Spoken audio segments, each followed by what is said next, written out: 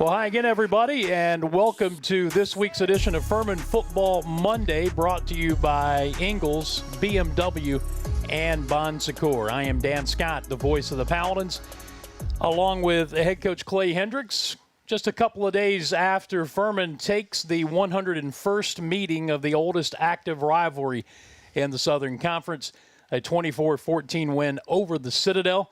And now looking ahead to another huge matchup in SoCon play with this Saturday's meeting here at Paladin Stadium with East Tennessee State University. Good to see you again. Congratulations. I know your history. Anytime you beat those guys in that part of the state, it's a good day. It is a good day. It's a great win for us. Really proud of our team. Just the toughness, particularly defensively, we displayed the number of plays we had to play. I think our depth really finally showed up. Mm-hmm. And then obviously, Elijah creates the turnover and just for offense to be able to take it in. And not only the way they did it, I think just says volumes about our kids. And just happy to get a tough conference win, which is what I knew it would be. And sets up a really big one this week. They're all big, though, aren't they? They really are. They really are. I told our team a couple of weeks ago, I didn't think anybody was going through this league unscathed, and here we are. Everybody's got a loss. Yeah, five teams with one loss. So, but that makes it interesting, and you want to play in big games, and we certainly have put ourselves in a position to play a big one this week. When I talked to you prior to the game in doing our radio interviews, you and defensive coordinator Dwayne Vaughn independently of one another told me the same thing. When you play an option team, you always hear assignment football. You have to play assignment football. But both of you said that beyond that, you have to be willing to get into something of a street fight. You have to be willing to play maybe the most physical game you're going to play all year, and I thought we saw that play out on Saturday. Oh, no question. If you go watch the tape, the physicality, that style of offense brings, the number of cut blocks, and I thought the number of cut blocks got magnified by 3 times. It just seemed like there was more and more of that going on, and and then you lose Braden Gilby, our really most experienced, really only experienced truly inside linebacker that played a lot against him. He played 4 plays. You lose him, and but God, just really proud of how our defense hung in there, and then offensively you're sitting there, and I don't know, arguably maybe our best player, Devin Wynn, doesn't play, and Jace Wilson gets his second start, really only the second game he's really ever played in. Didn't go great right there to start, but just again, kids hung in there. Found a way to make some plays and got a good win. We'll take a look at the game stats from Saturday, and when you start looking at the statistical categories, Citadel won most of them, and that included a 15-plus minute advantage in time of possession. But you were able to make big plays when you needed to make big plays on both sides of the ball. The 2 huge plays on offense for touchdowns, and then created 3 turnovers. Yeah, we did, and I think I thought we ran the ball really well.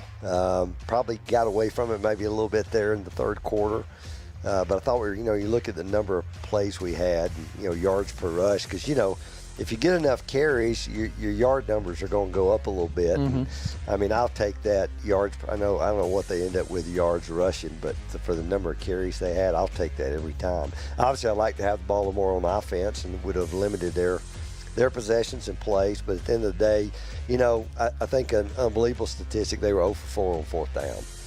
And, I think a couple years ago they went for it in the second quarter, 4th and 2 from the 18. Coming out.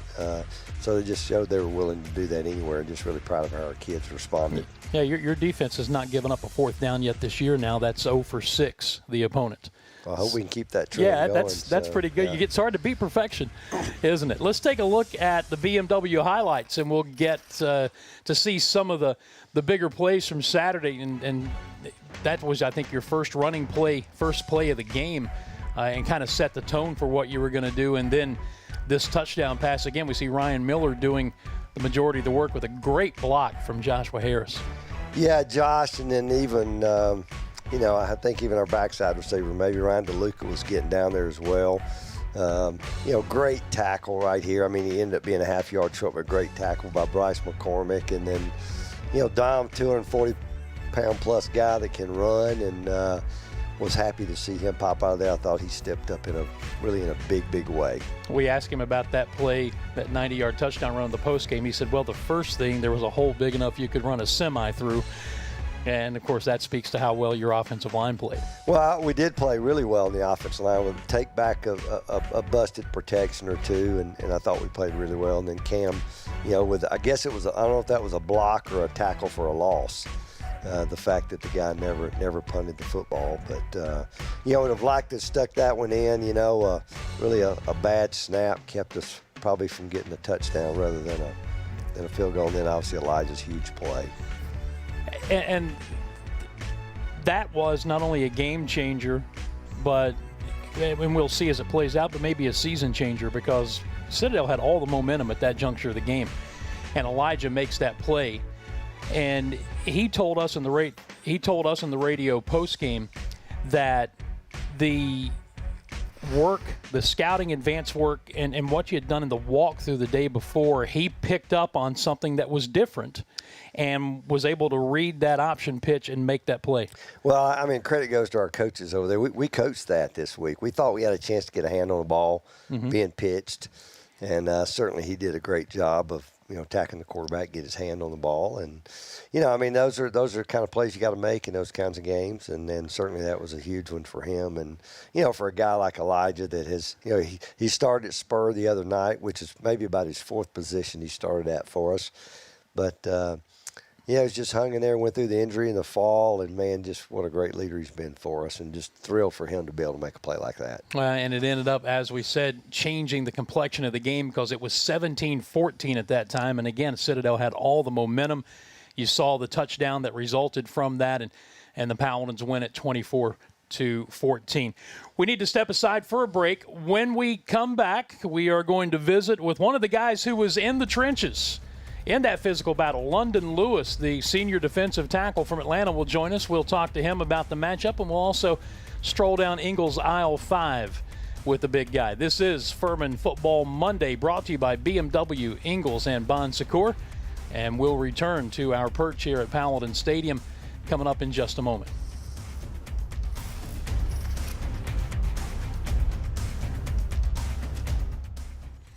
When you look at a diamond, what do you see? A multifaceted stone of remarkable strength, formed under intense pressure to shine brighter than all the rest. Hard edges, clean lines, with a fire inside. When you look at a diamond, what do you see? Ingalls, proud sponsor of Furman Athletics.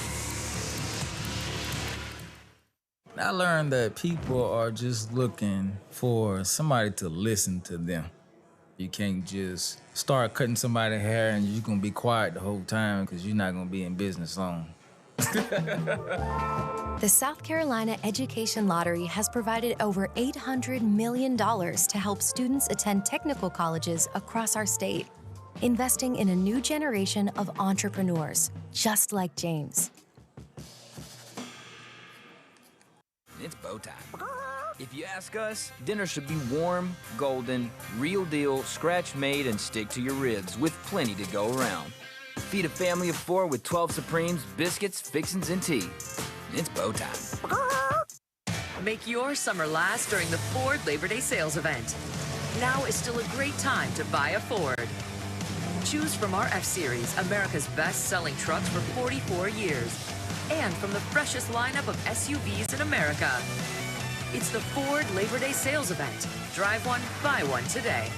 Just announced. Now get 0% financing for 72 months on the 2021 Ford F-150. Learn more at buyfordnow.com and see your Carolina Ford dealer today.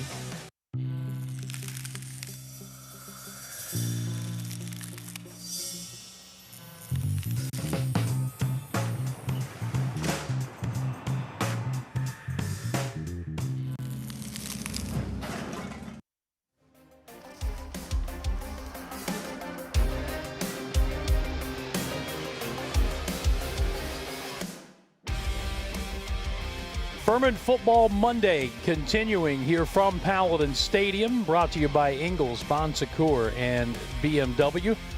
I am Dan Scott, voice of the Paladins. Clay Hendrix is getting a segment off, and we welcome one of the guys who was right in the middle of that street fight with the Citadel that we referenced a little while ago.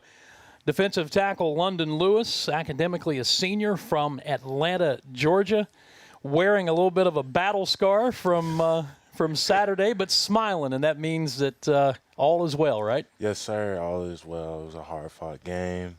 We was looking forward to it. We knew it was going to be a fight. We were actually very excited for it. We owed them one from the spring season, and we came out on top and did it our way. Actually owed them 2 in a row. Yes, sir. So tell me, we talk about it. I mentioned that both Coach and Dwayne Vaughn, the defensive coordinator, had mentioned that you had to be willing to get into a street fight. And we say that from the broadcast booth, and we comment on how physical the game is. But you were there. You were in the middle of all that mess. What was it like Saturday? Saturday, honestly, it was a physical game. It was a street fight, but we were prepared. We used the bye week to prepare for it. Our scout team came out that week, and they were going as hard as they've ever gone.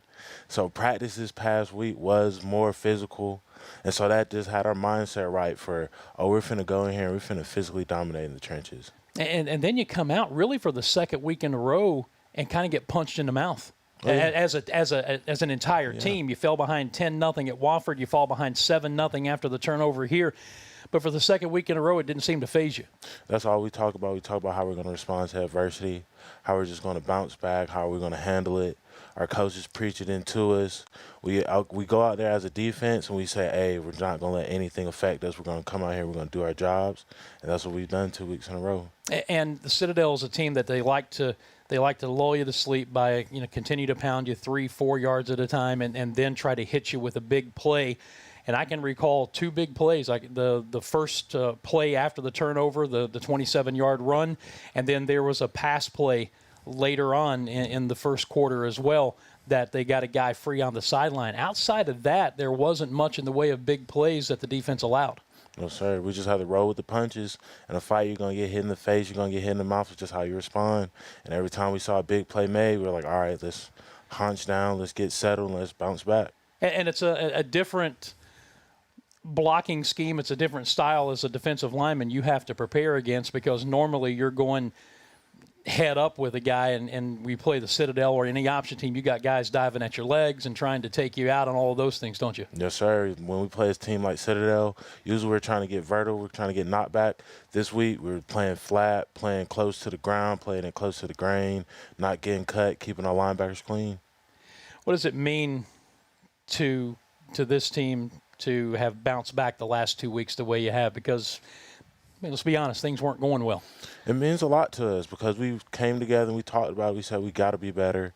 We can't go out like this senior class, and we just got to just keep doing our jobs, keep doing what we can do, control what we can control specifically, and don't listen to the outside world, don't listen to anything, just focus up.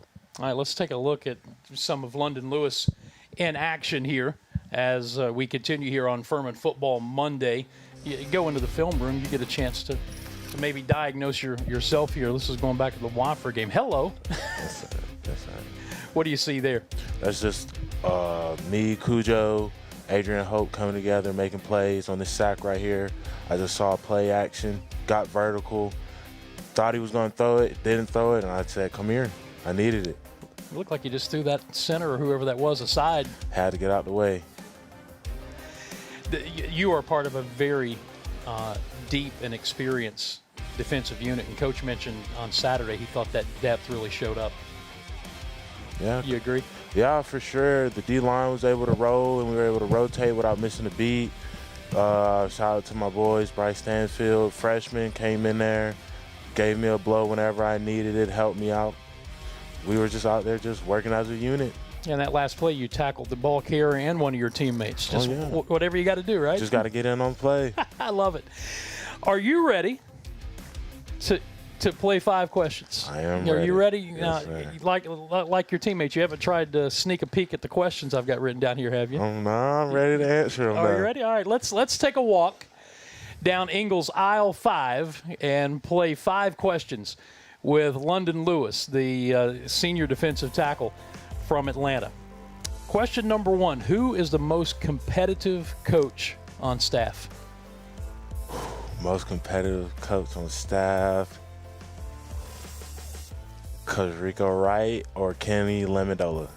Any reason why those two? Both of them get after us in practice. If we're not on it, they're going to let us know in a heartbeat. All right, question number 2, who's your funniest teammate? Funniest teammate? Ooh. Ryan Levy. Ryan Levy gives me a good laugh every now and then. Now, is he a guy who tries to be funny, or is he funny and he doesn't know it? It's actually him and Ronnie Watterson together. They're both funny together. So once they come together, they're hilarious. I got you. All right, question number 3. We got to move quickly here. Last 3 songs or artists you've listened to on your iPod or musical device. Young Thug released a new album this weekend. Gucci Mane released a new album this weekend. And, of course, I listened to Drake. All right. Got that one in there. What's your hidden talent? Question number 4. What are you good at that nobody may know? I can write a decent amount of poetry, actually. Really? Yeah, I can write some decent poetry. I've taken some classes on it while I was at Furman, too. Got an A+ out the class. Anything you can quote right now? Oh, man. Not really, because it's all written down. I don't leave it to memory. It's all on the notepad. Okay. It's final question for you. You're from Atlanta, and we always like to know best restaurant in your area, but it can't be a chain restaurant. It's got to be where the locals go. What's your go-to place? Ooh, best. DeVito's 375 pizza. Give me a Philly cheesesteak, extra meat, extra mayonnaise, extra cheese. I'm there. I'm in. Let's go. Can we get there before practice and back? Oh, yes, we can. I love it. You have been down Ingles aisle 5 with London Lewis, the senior defensive tackle from Atlanta. Thank you so much. Thank you for having me. It's been fun. We'll get Coach Clay Hendrix back in here and try to get to some of the questions that have been submitted on both Facebook and YouTube when we come back to close out this edition of Furman Football Monday, brought to you by Bon Secours, by Ingles, and by BMW.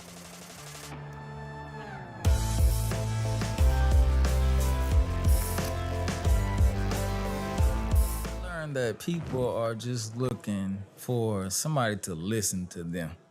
You can't just start cutting somebody's hair and you're gonna be quiet the whole time because you're not gonna be in business long. The South Carolina Education Lottery has provided over $800 million to help students attend technical colleges across our state, investing in a new generation of entrepreneurs, just like James. Spink's chicken tenders aren't just fast and fresh. They're crispier, crunchier, juicier, saucier, spicier, legendary-ier. Oh, so many options. One easy stop. Spink's, making life easier. Spink's drinks aren't just fast and fizzy. They're fruitier, chewier, bolder, creamier, slushier, bigger, refreshing-ier. Oh, so many options. One easy stop. Spink's, making life easier. Staying healthy has never been more important. Regular exercise can help both prevent and fight illnesses. At the YMCA of Greenville, we are ready to help you and your family build your strength, endurance, flexibility, confidence, and immunity with personal training, group exercise classes, swim lessons, youth sports, and more.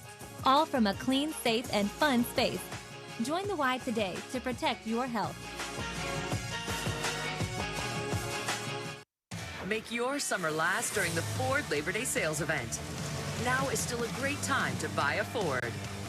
Choose from our F-Series, America's best-selling trucks for 44 years. And from the freshest lineup of SUVs in America.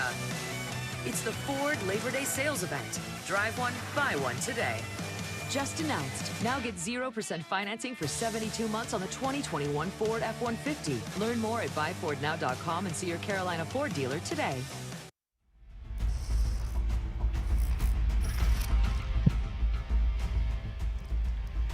Furman Football Monday continuing from Paladins Stadium after the 24-14 win on Saturday, on Saturday night, in fact, over the Citadel. And, of course, looking ahead now to ETSU. Dan Scott back with head coach Clay Hendrix. Love those drone shots of Paladins Stadium, and it was a great atmosphere here on Saturday night, Coach. Well, it really was. I think anytime we get together with the Citadel, it's that way. But I think Jason Donnelly deserves a lot of credit for, kicked it off at 6 o'clock and had a beautiful day, and it was a great environment. Always make greater when you win. Let's go to our Bon Secours catch of the game. And normally it's an offensive play, but this time it's a play turned in by the defense, and it's Micah Robinson getting a hand on it, a deflected ball, and Travis Blackshear with his 4th pick of the season. Yeah, Travis, it just kind of seems to be in the right place at the right time. He's made some big plays, turnovers-wise. And, Micah Robinson's a great story. Redshirt freshman, never played against that offense. I think maybe played 2 or 3 snaps the entire game in the spring and came out, and I thought played extremely well. And it's really the last couple of weeks. We lost Ivan Yates for the season, and he has stepped up and played really well. He's got some ability, loves to play, and he's only going to get better. And we were talking before we came back from the break that you did such a good job of not letting them get receivers behind you, not getting sucked in and let them go over the top. My only concern as that play was developing, I thought that Micah mistimed it and that he was going to jump and the ball was going to go over him, but he got just enough of it to set that play in motion. Well, he did, and I've been part of those when they did mistime it or they did miss it. But that was certainly a big play. I wish we could have taken it and gone 2-minute drive and gotten some points. But it was a big play in the game. All right, we've got some questions that have been submitted to us via our Facebook live feed and YouTube feed. And the first one, just what can you tell us from an injury standpoint, how we come out? Came out really well. I mean, just to be quite frank with you, these games usually it's kind of hard not to lose somebody with the amount of cut blocking stuff that goes on. But really pretty good. Braden Gilby, we lost play 4 on a kick return. We're hopeful to have him back ready to go. It certainly hurt losing to have him. He was our most experienced linebacker. We didn't have him for the whole game. So, again, another credit to Coach Lamondola and that group. We played with about 5 or 6 different guys in there. But, hopeful. We'll get Devin. Devin was kind of a game time decision, and I think he probably wanted to go. And if he can, I'd certainly love to have him out there. But we'll have to see as the practice week goes on. But really in pretty good shape. Yeah, the depth that you talked about showing itself up. You lose Gilby. Dan Ciana steps into that spot, and he ends up leading the team in tackles. Well, Danny's, he's just such a dependable guy. I think somebody asked me after the game. And again, being able to rotate guys. Bryce McCormick made the big tackle on 4th down. Certainly Nicky Kuzemka. Jalen Miller was in there. And I think, Evan DiMaggio, he actually played outside on Saturday, using him with Elijah out there at the spur position. So, we've had some depth, and it has certainly helped us. Next question, just your thoughts on the recognition of Dick Sheridan for his Hall of Fame induction. You know how special he is to you, having played for him and coached with him. What do you think about that? Well, it was phenomenal, and I think obviously just to have a guy going to the College Football Hall of Fame is pretty special. Here at Furman, I had a chance to, introduce him to the FFPA group, a couple hours before kickoff, and I think that was much more stressful than any of the coaching part was. But, he's just such a great man. He's meant so much to this program. And, Paladins Stadium, he had maybe as big a hand in it being here as anybody. Mm-hmm. And actually, we hadn't done any kind of announcement. We've started a little Ring of Honor in Furman football, and he was our first recipient. And we'll do a little bit more about that later, but just a phenomenal record. Think that we've been in the league for 40-plus years, never won a conference championship. And he wins 6 of his first 8. So I think that speaks for itself. Yeah, you see the graphic on the screen there. We had him up on the radio broadcast during the 3rd quarter, and he's such a hard guy to interview because he's so humble and he doesn't want to talk about himself. Well, he'll always start talking about the players and his assistant coaches, and that's just kind of guy he is. And, just the impact. The number of players that we had here Saturday, former players, and just the impact he's had is on guys as fathers, husbands, community leaders, you name it. And I think that's where his greatest impact is. And but he won a bunch of games too. And I did make sure to get one point across. He had the relationship with both David Cobb, my color commentator who played here, and his twin brother Charlie. And Dick was smart enough to hitch his wagon to Charlie at NC State. Yeah, you know, and it's funny. I had the same connection. I was a grad assistant when Charlie was there, and then I came back here and coached David. So I may hitch mine to David. So, yeah. Let's go to the tail of the tape now as we transition and begin to look ahead to this Saturday's game back here at Paladins Stadium against East Tennessee State University. And they're coming off their first loss of the season to Chattanooga. You can see a look at the rushing yard. It's very balanced. In fact, from East Tennessee State, you can't get any more balanced than what they are statistically. 233 rushing, 223 passing, averaging 36 points per game, comparing to what you can see from Furman there on the right-hand side of your screen. It's a good football team coming in here. Oh, they're an outstanding team. You know, you're always looking for weaknesses. I hadn't found one yet, you know, and I think the key for them, I say this, and I don't mean this in a bad way, but I think they benefited from not playing. You know, they had a really young team the fall of 2020, didn't play. You know, got those guys ready to go, had a good solid spring season. And I think they returned all 22 starters, plus they added a few kids to supplement it. And I think they do a heck of a job coaching. I think they're really talented, and that's a pretty good combination. Then they got off to a great start. You know, they went up at Vandy the first week and got some confidence, and you've been able to see that in them. And, you know, lost a close game at Chattanooga on Saturday. And, you know, we were fortunate to go up to Johnson City, and it was a tough battle in the spring that we were fortunate enough to win. It'll be expected to be that kind of game Saturday as well. See your Ingles SoCon standings, and made mention a moment ago, 5 teams at the top of the standings now with 1 loss. ETSU, VMI, and Mercer all have 3 wins. Furman, Chattanooga with 2, and then you see Sanford, the Citadel, with 2-2 and 1-2, and then Western and Wofford both looking for their first conference victories of the season. One of the questions we had submitted I held until we got to this point, but ETSU's coming off of that loss. You figure that's going to get them a little fired up. What are some of the keys to the matchup on Saturday? Well, I mean, obviously they have 2 great running backs, and they're the 2 guys that are going to carry it 90+% of the time, and it all starts there. I think they're really good up front. 2 gigantic offensive tackles. They're experienced. 2 really big tight ends that they have them both in there a lot. I think the difference for them, for me personally, is watching them from the spring to now has just been the development of the quarterback. And again, he's a little older now. He's played a lot of football. I think he's made a lot of plays for them. And then they're always good defensively. Billy Taylor, the DC, there has been in our league a long time, and they're talented and really well coached. And again, that's a pretty good combination. So, you know what? We'll have to play our very best, and but there's no reason why we shouldn't go play our very best. Well, the way you've rediscovered the running game in the last couple of weeks, I know that's been something that has increased the optimism, won back-to-back games, and you have said all along as we wrap it up here in our final 30 seconds or so, you're not going to get through this league undefeated. And now the playing field is fairly level for everybody else again. I agree, and, you know, I've been really pleased with what we've done in the run game. You know, Saturday we weren't nearly as good in the pass game as we should have been, and, you know, puts Hamp in there to try to maybe hit a few more of those throws, and still got a lot of confidence in both those guys. And, you know, we had been doing a really good job in that aspect of it, and we'll continue to work hard at both areas, and we'll need to be able to do both. All right, Coach, thank you very much. Thank you.